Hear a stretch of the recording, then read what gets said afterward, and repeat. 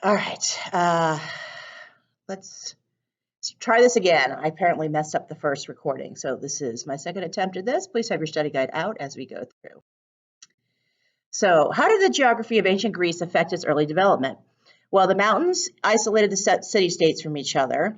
Greece is a peninsula surrounded by islands, and so they relied heavily on trade because the soil was not overly abundant for farming.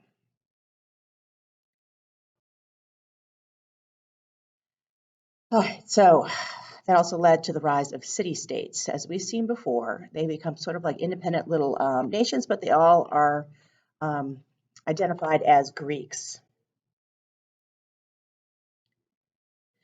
Socrates, a famous Greek philosopher, was imprisoned for corrupting the minds of young children.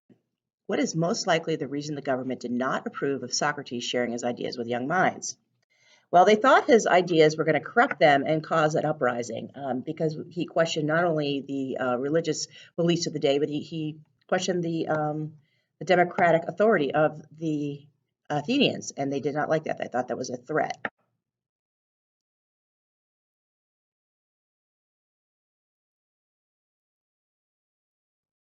Socrates was a philosopher whose method of teaching involved what? Socrates taught by asking questions, a technique we call the Socratic method. He wanted people to question their beliefs and look for knowledge. This angered and frightened people, and again, that's why he was arrested and sentenced to death. How did Alexander the Great change the world?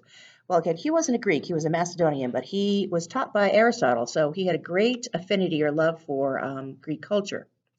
So as he conquered across Europe, Asia, and Egypt, he spread Greek culture.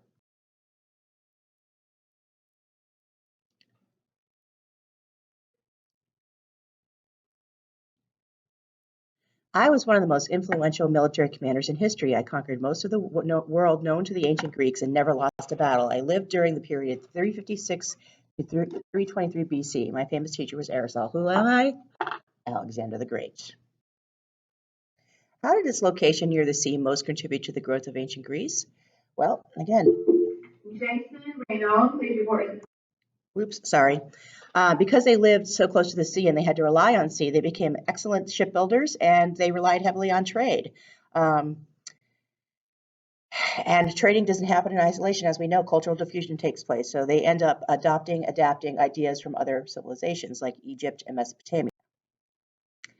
In Greek mythology, what are humans referred to as? Humans are mortals because they believe the gods were immortal. How does Greek mythology view the relationship between humans and the gods? So they believe that the gods literally interfered with human events. We're walking amongst them. That's why they had demigods, because they would have human relationships with the gods. And in return, the humans expected the gods to help them in times of need. Explain the role religion played in the life of the ancient Greeks. How did their polytheistic belief system help them understand the world around them? So religion was very important to the Greeks. Their polytheistic belief system enabled them to understand the world around them. They created myths to explain events in nature. So there's a god of the sun, the god of the sea, et cetera, and they believed that everything was, whether it was something positive or negative, was caused by the actions of the gods. How has the meaning and practice of the Olympics changed over time? So the Olympics used to be a religious festival to honor Zeus. Now they are secular, meaning non-religious. Also, they used to be strictly for Greeks, and only men could compete, but now men and women from all different countries participate, and it's held every 2 years, Winter Olympics, Summer Olympics now, in a different country. How did the geography of Greece impact its economy and early political system? The geography of Greece impacted its economy because it had few resources and its political system was fragmented as the mountainous terrain and islands of the city-states isolated.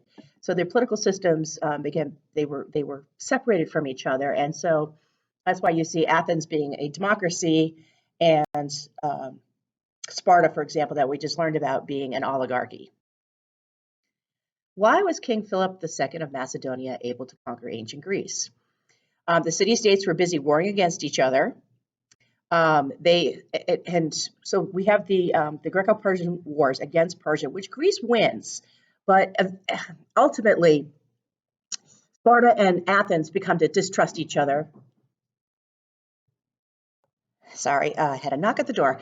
So King Philip takes advantage of the fact. Let me back up a second, because again, we just learned this. The Peloponnesian War happens after the Greco-Persian Wars because Athens and Greece, Athens and Sparta go back to fighting with each other. There's some mistrust over some money that was raised to help fight the Persians, and so the Peloponnesian War is fought, and this weakens them. And King Philip is able to come in, kind of swoop in, and conquer Greece once and for all. Which Greek accomplishment is evident in our political system today? Provide evidence to support your reasoning.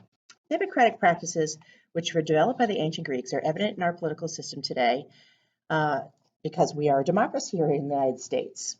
Also, if you look at Washington, D.C. and other state capitals, the architectural design, when the city of Washington, D.C. itself was commissioned, the national architect intentionally looked back towards Greek classical architecture when he was designing the Capitol building. Later on, the White House, the Lincoln Memorial, all that, as you can see, is evident with Greek architecture. Why was overseas travel so vital or important to the Greeks? Again, they live basically in islands and a peninsula. They did not have a lot of fertile sand, so they traveled. They created colonies, as we saw with the Ionian Revolt. They were a colony of Greece that's conquered by Persia. That gives them an opportunity to grow what they need. And in order to get the resources they needed, they had to trade what they had for what they needed. How did Sparta compare to Athens? Sparta was militaristic, meaning they were very focused on their military, their army, their fighting skills, whereas Athens was more cultural. They studied philosophy and mathematics and science.